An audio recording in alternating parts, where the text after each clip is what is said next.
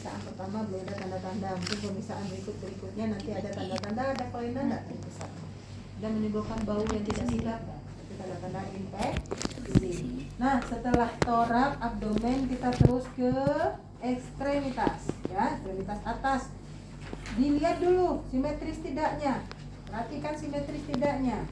Kemudian diangkat, ya. Nah, lalu letakkan tangannya di jarinya. Ini memeriksa refleks grasping, palmar grab atau refleks menggenggam, ya. Tekan sini, nanti langsung digenggamnya, ya. Kalau bayi normal langsung begitu dia. Lalu perhatikan ada gravitasi enggak, ada patah. Nah, dilihat. Kemudian dilihat jari-jari. Nah, jari-jari cukup enggak 5 atau berlebih polidaktili atau melengket sindaktili, ya. Nah, kemudian perhatikan juga ini. Nah, apa namanya nih, garis tangan. Nah, tadi yang sindrom Down garisnya cuma 1, ya, garis tangannya cuma 1. Kalau kita ini kayak gitu, ya. Nah, ini orang normal biasa. Ini orang yang ada kelainan tuh di jari ini ada hanya 1 garis, itu tanda, ya. Perhatikan kedua. Kemudian masuk ke kaki seperti itu juga, perhatikan, ya, di ujung. Kemudian diperhatikan simetrisnya, model kakinya. Kalau ini model kakinya letter O ini, ya. Ada yang kakinya modelnya letter X. Nah, itu bisa diperbaiki, bisa kayak kepala tadi. Nah, ini dengan dibedong ini. Nah, dibedong, jadi saat kita membedong ini kita luruskan. Nah, itu bisa. Jadi kalau kita biarkan seperti ini akan begini jalannya terus, ya. Kasihan kita, kurang ganteng deh atau kurang cantik dia jadinya, ya. Nah, tuh. Jadi kemudian kita perhatikan sama kaki tadi. Nah, kalau kita ini gunanya sebetulnya untuk memeriksa Babinski refleks, tapi ini terlalu runcing kan, ya. Nah, kalau pada bayi boleh ini pakai ini kita juga. Nah, ya. Dikores mulai dari sini ke arah ke tepi ke daerah ibu jari. Nah, saat kita menggores dia akan begini. Ininya mengembang, ininya muncul. Nah, ini Babinski normal pada bayi. Kalau orang dewasa Babinski normalnya begini. Ya. Nah, begini. 4 jarinya menutup, ininya mengembang. Kalau kita ini. Nah, tapi kalau bayi berubah. Nah, ya, kita ingat. Oke. Nah, itu refleks. Kemudian kita perhatikan kaki, ya. Nah, terakhir kita perhatikan adalah belakang. Nah, ini yang udah boleh. Punggung boleh kita balikkan begini, ya. Nah, perhatikan. Yang pertama, adakah tanda raba dulu medula spinalisnya atau vertebrae-nya? Lurus nggak? Atau ada berbengkok, ada yang melengkung nggak, atau spina bifida, ya, melengkung atau ada cekungan. Nah, itu jadi kita raba. Nah, kita raba. Lalu ada nggak di antara ini nih ada bulu-bulu atau rambut-rambut di satu daerah? Nah, itu juga menandakan ada kelainan pada bayi kita, ya. Nah, tuh.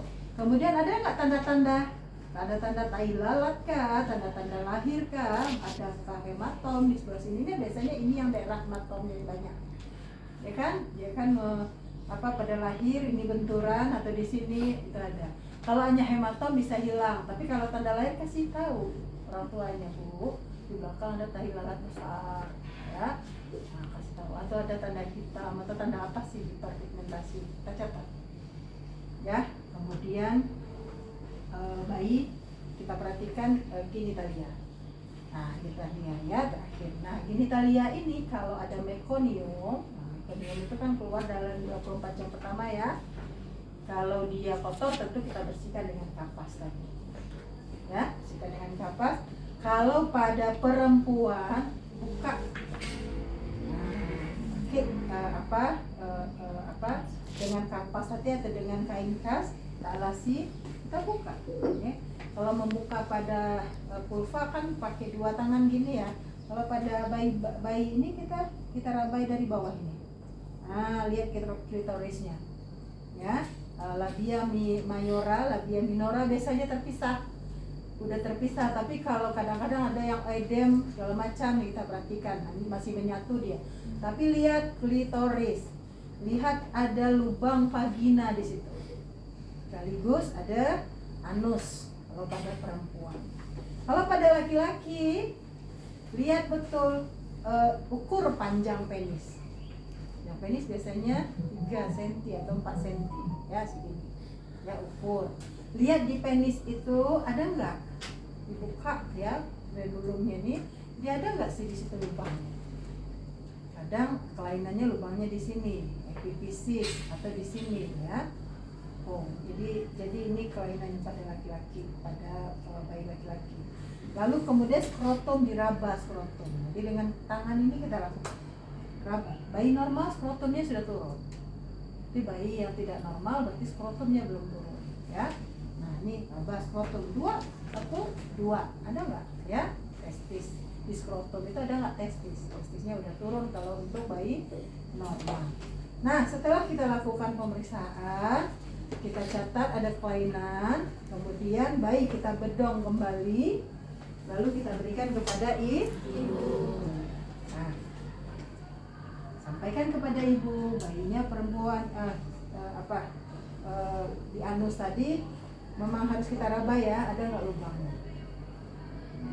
Kalau misalnya nggak ada lubangnya berarti atresia anus ya. Kita bedong kembali si bayi. Nah, kita berikan ke ibu. Sampaikan, bayi ibu laki-laki beratnya sekian, panjangnya sekian, kemudian untuk pemeriksaan fisiknya kita katakan bayi ibu normal. Jadi simpulannya kagak normal atau tidak normal. Nah, refleksnya juga begitu. Ada refleks tadi satu, refleks tapping. Kalau refleks tapping memang kita angkat dia ya, dirikan dia, kita beginikan dia akan melangkah ya. Oke, sampai sana ada pertanyaan untuk pemeriksaan fisik? Itu lampunya ada kriteria Ya. Apa? mata bayi lampunya. Oh, lampu kan di atasnya ya, di atas. Ini kan lampu sorot ini. Mata bayi itu kita tidak apa-apa dia kalau lampu dari nah, mata bayi itu kita sorot lampu pendek dari dekat, itu nanti dia berkedip. Tapi kalau ini kan untuk penerang ruangan ini ya. Ada lagi? Bu, kalau misalnya lampunya hidup itu apa sama pengaruhnya sama buat menghangatkan bayi yang baru? Ya, satu juga untuk penangkapan ya. Dengan lampu ini ruangan itu bisa menjadi kan hipotermi ya. Jadi kalau kita di ruangan dekat ini, dekat AC ini bayi menggigil, jangan kan bayi kita aja menggigil ya kan. Nah, satu pengaruh, satu manfaatnya salah satunya untuk hangatan ruangan. Ada lagi? Cukup. Kemudian kita masuk ke